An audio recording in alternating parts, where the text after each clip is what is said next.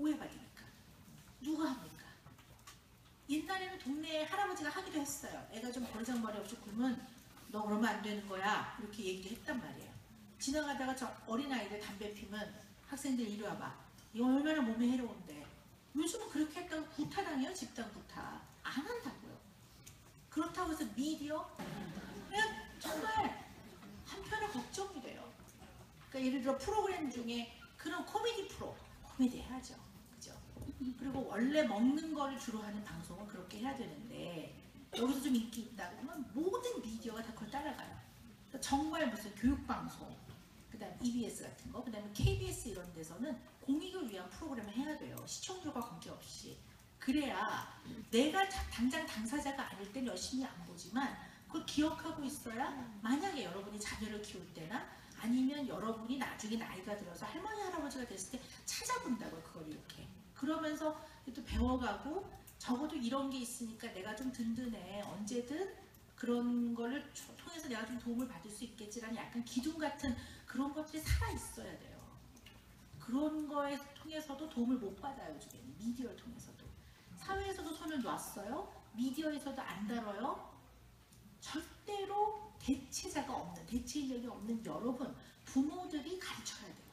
감정을 가르쳐야 되고 사람의 기본 도리를 가르쳐야 되고 절대로 안 되는 거에 대해서 훈육을 정확하게 하셔야 돼요.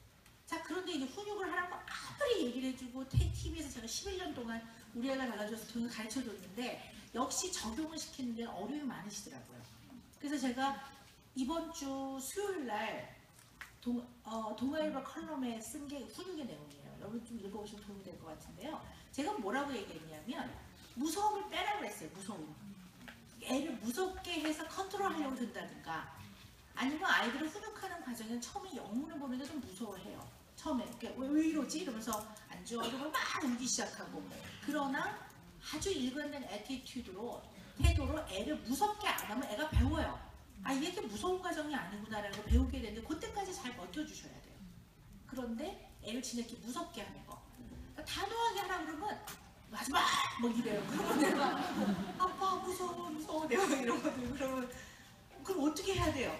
그러면 아니 태도는 부드럽게 내용은 단호하게 그러면 하지 마세요. 또 이래요. 아 그건 애가 목걸이지. 그러면서 저한테 아니 그럼 저 어떻게 하라고요? 막 이래요. 아이가 훈육에서 단호함은 내용은 분명한 거고 태도는 무서우면 안 돼요. 안 되는 거야. 이렇게 하면 그만해라. 이렇게 하면 이 정도면 충분해요. 그럼 애가 절대로 내 엄마 안 한다고 알고 있어요. 한 번에 못 배워요. 오늘 내가 기필코 너하고 내가 오늘 한번 진검승부를 가려보자 이런 생각 안 하셔야 돼요. 왜냐하면 이거는 이기고 지는 과정이 아니에요. 여러분의 사랑하는 약자인 아이들은 여러분이 승부수를 내서 이겨야 될 존재가 아니에요. 절대로. 가르치는 거예요. 어떻게 애들이 한 번에 배웁니까? 다만 너무 공격적인 행동을 해서 아이가 다치게 될 가능성이 있거나 누구를 다치게 하는 거는 아이의 행동을 조절시키기 위해서 안전하게 하기 위해 잡아주는 거지 아프게 하는 게 아니란 말이에요. 그런 마음을 딱 잡아야 지도력이 생겨요.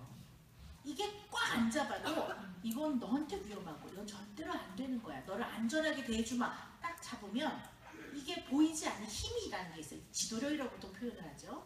애들 딱 잡혀요.